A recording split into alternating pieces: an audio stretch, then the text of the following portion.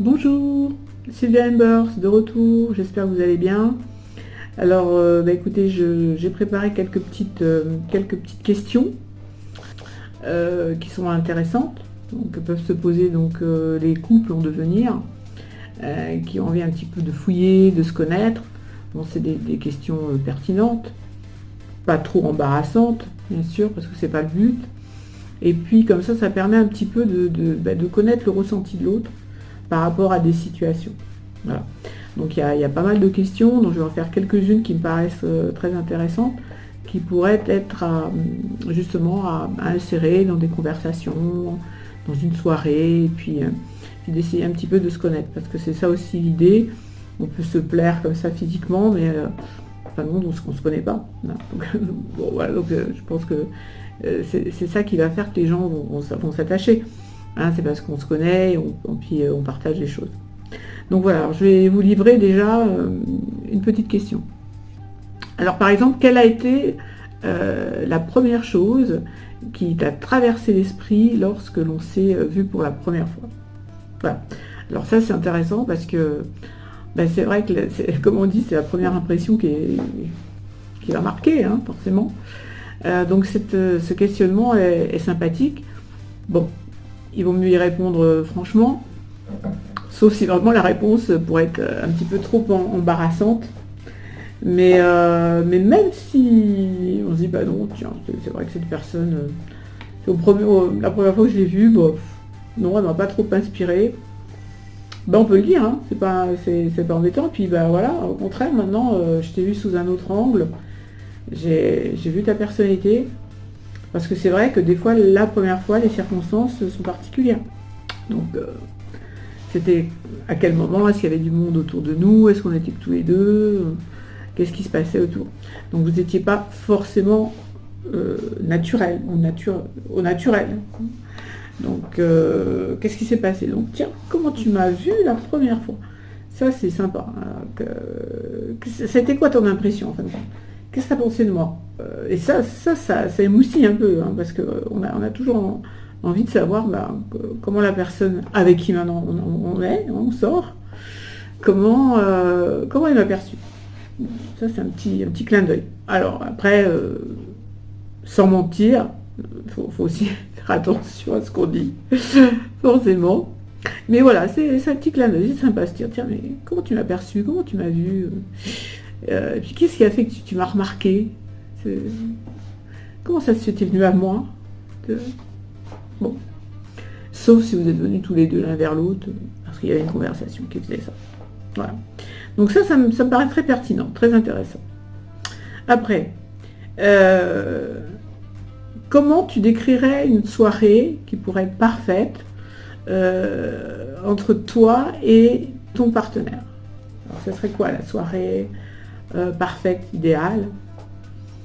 Alors c'est là où le romantisme peut jouer, parce que il y a des caractères à être romantique dans une soirée, et des fois on n'ose pas le faire.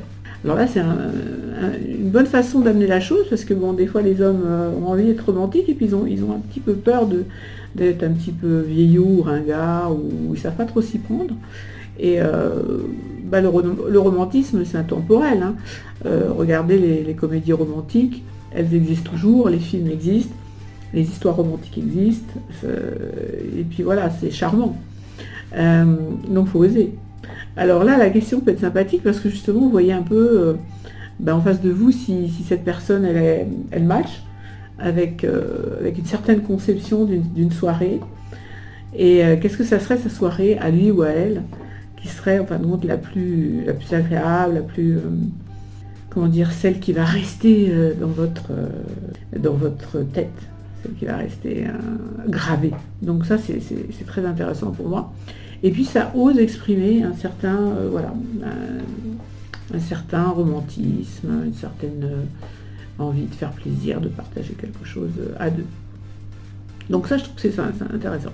Après, qu'est-ce que tu as appris de toi dans tes dernières relations avec les autres? Donc, relations amoureuses, hein. D'accord, pas de travail, on est toujours dans l'amour. Donc, qu'est-ce que tu as appris de toi dans tes dernières relations? Qu'est-ce que tu as compris et surtout, en fin de compte, qu'est-ce que tu ne veux plus, hein, parce que c'est toujours ça qui est intéressant, c'est qu'est-ce qu'on ne veut plus connaître, parce que c'est pas votre truc, ça vous intéresse pas, ou au contraire, ça vous a même peut-être détruit ou gâché. Donc ça, c'est intéressant. Mais dans tes dernières relations, qu'est-ce qui fait que tu as évolué, tu as grandi, et qu'est-ce qui fait que il y a des choses que tu ne veux plus accepter, ou que tu ne feras plus, ou que tu ne veux plus même souffrir peut-être. Vous voyez, donc ça, c'est bien aussi comme question. Et là, ça met un petit peu en perspective, parce qu'on se dit, qu'est-ce que va me répondre la personne? Parce qu'il faut que ça fasse miroir avec vous, parce que ça vous parle. Si la personne vous dit, tu sais, moi j'ai connu ça comme situation, ou trop de jalousie, ou pas assez de partage, ou pas assez de temps, où la personne était très décalée avec moi, où on avait des goûts très différents, où c'était une personne qui était très secrète, où elle ne voulait pas trop partager avec moi, ne m'a pas présenté ses amis, ne m'a pas présenté ses parents, où on partait jamais en vacances, voilà. Il y a plein de détails, hein. Et vous pouvez dire, ça, voilà, non, je ne vais pas le refaire, ça ne m'intéresse pas, ça n'aboutit à rien, c'est pas mon ressenti, moi c'est pas mon caractère, j'ai envie de ça. Donc ça, c'est intéressant parce que ça fait parler de ce que la personne ne veut plus. Et ça, c'est important. Bon, sauf si vous avez 20 ans, que vous n'avez pas beaucoup de recul, mais pour toutes les autres personnes qui ont quand même du recul, qui ont des relations, qui ont vécu en couple, il y a bien des choses qui n'accepteront plus. C'est normal. Voilà, c'est normal. Et ça, c'est bien que ce soit bien clair. Donc si quelqu'un vous répond vraiment clairement, c'est très intéressant. Si la personne est évasive et vous dit, écoute, je sais pas trop, un peu comme ça, perdu, c'est dommage. Ou alors elle ne veut pas parler. Bon, ça c'est encore autre chose. Vous pouvez lui dire, hein, si c'est indiscret, si tu n'as pas envie d'en parler, voilà, c'est pas pas la police, hein, c'est pas un interrogatoire de police. Donc voilà. Toujours pareil, hein, le questionnement doit être subtil, il doit arriver à un moment donné intéressant, où on est tranquille, on n'a pas une journée comme ça, et on peut se parler gentiment des détails. Voilà, des détails, on peut parler gentiment des détails, et se livrer, se confier. Donc forcément, quand on se confie, il faut qu'il y ait une ambiance qui le permette, qu'il y ait un mood qui le permette. Hein. Voilà. C'était pas un interrogatoire, forcément. Donc ça, c'est intéressant comme question.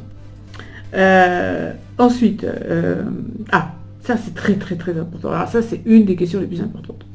Quelles sont les trois valeurs les plus importantes pour ta relation, dans ta relation? Les valeurs que nous allons partager. Donc les valeurs, ça peut être les valeurs de la famille, les valeurs morales, les valeurs dans le travail, les valeurs dans l'éducation, les valeurs de partage, et les valeurs, de l'argent. C'est pas forcément l'argent, c'est quelque chose qui est obligatoire, on ne peut pas y couper. Donc si on n'a pas les mêmes notions, les mêmes valeurs, des choses les plus importantes qui vont faire le couple, là on est mal parti. Donc ça, c'est vraiment important. Alors dans les trois valeurs, il y a toujours une qui est importante. Il y a des gens, ça va être la carrière, le travail, arriver à. Voilà. D'autres personnes, ça va être la famille, faire une famille, les enfants, se marier, planter vraiment une famille.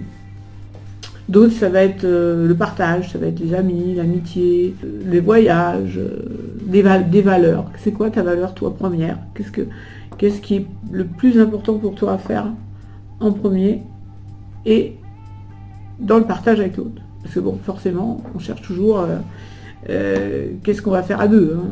Parce que si c'est pour toujours arriver à faire quelque chose de tout seul, autant rester tout seul. Hein.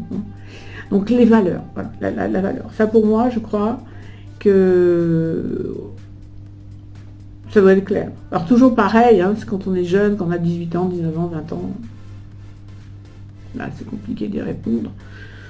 qu'on n'a pas le recul, à moins d'être vraiment très mature, ou d'avoir été blessé parce que dans la famille, les parents se déchiraient. Et alors, on se dit, oh là là, moi je ne veux surtout pas vivre ça, moi ma valeur première, ça va être ça. C'est sûr que quand on a souffert, quand on est écorché, on a toujours un recul, hein, voilà. Bon, on ne le souhaite pas aux gens, mais hélas, on apprend avec la douleur. Hein. C'est toujours la douleur qui marque le plus l'esprit, et pas le bonheur, hélas. Donc, la valeur, voilà, vos valeurs, vos 3 premières valeurs. Après, bah, vous pouvez les classifier, hein, la 1, la 2, la 3. Mais bon. Et chacun, ça c'est important de s'en parler. Parce que c'est ce qui va faire votre ciment.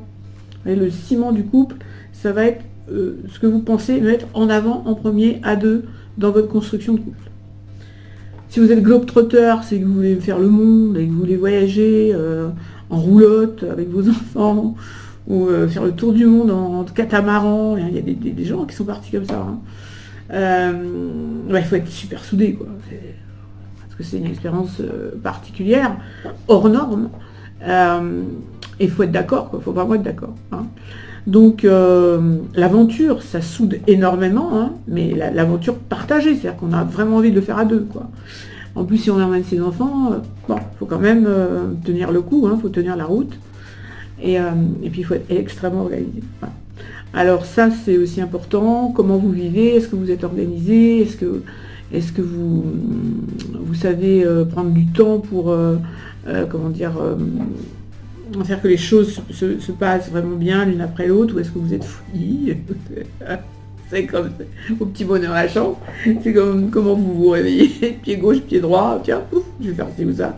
Bon, voilà. Et c'est sûr que si vous tombez avec quelqu'un de très carré, très organisé, et puis vous êtes ouf, bohème, et bon, ça peut plaire au départ, on peut s'en amuser, on peut se dire ouais c'est rigolo, mais à vivre au quotidien, c'est vraiment vous êtes opposés. C'est pas drôle, là. Il vaut mieux avoir chacun son appartement. Voilà.